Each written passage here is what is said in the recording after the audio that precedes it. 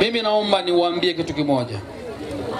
Siasa sio mchezo wa mihemko. Siasa sio mchezo wa mihemko hata kidogo. Siasa sio mpira, ushabiki wa mpira. Sio mchezo wa bao. Ila siasa ni maisha yetu. Tunaelewana? Siasa ni maisha yetu. Tunasema huu mwaka ni wa siasa. Ni wa siasa kwa sababu ni kipindi ambacho tunakwenda kufanya maamuzi juu ya maisha yetu. Tunaelewana ndugu zangu? Sasa kama kuna siasa ambayo inazungumza maisha, kama taifa tumejiwekea vipindi vya uchaguzi, kwamba kila baada ya miaka 5 tutafanya uchaguzi kuchagua viongozi wengine. Hii inatoa changamoto kwa ajili ya viongozi walioko madarakani kuto kujisahau, wafanye kazi, kwa sababu wanajua iko siku wataulizwa kazi walioomba kuifanya. Mwaka jana tumefanya uchaguzi wa serikali za mitaa. Mmeiamini CCM. Niwashukuru kwa hilo. Mwaka huu tumerudi.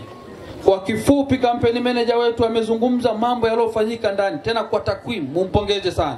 Tumeshampongeza kila siku huyu. Ni kwa sababu muda ni mdogo, nilitamani aendelee kwa sababu alikuwa akisema vitu ambavyo ni vya msingi sana. Ndio. Lakini mwaka huu ni mwaka wa uchaguzi. Ukisema uchaguzi ni kitu gani? Uchaguzi vile vile sio mambo ya kishabiki.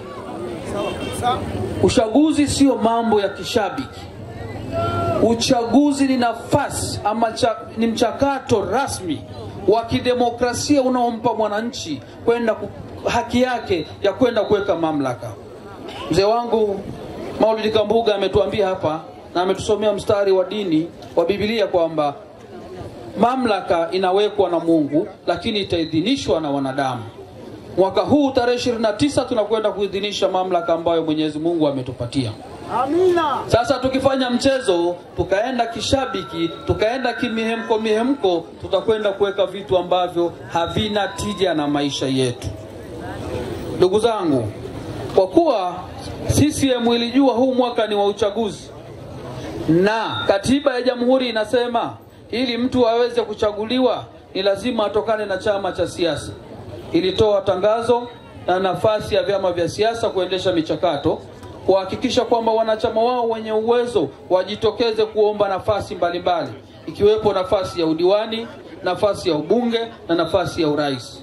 CCM ilifanya hivyo kikamilifu. Mliona wagombea wetu walichukua fomu, wamegombea. Hao wakina Mutasingwa na mwenzake Ramadhani walichukua fomu wakiwa wengi. Mlimsikia mheshimiwa mbunge aliyepita, alikuwa miongoni wote walikuwa wakiomba, lakini Mungu akasema safari hii atakuja nani? Mutasingwa huyu hajaja kuonewa huruma hapa. Hamna. Wala CCM haijamleta kuja kuonewe huruma na wanakashai. CCM tunasimama na tunajiamini kwamba huyu amepita kwenye mchakato halali.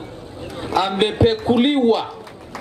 Tukajiridhisha mtu huyu ana uzoefu ndani ya serikali, ana uzoefu wa kuhudumia watu, anajua changamoto za watu na yuko tayari na ana nguvu ya kuhudumia watu. Mpigieni makofi.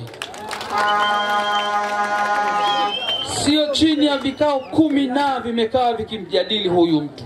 Hatimaye wakasema kwa ilani hii ya Chama cha Mapinduzi iliyokusanya mahitaji, changamoto za wananchi wa Bukoba, kipindi hiki atasimama Mutasingwa na wenzake kina Ramadhani Kambunga.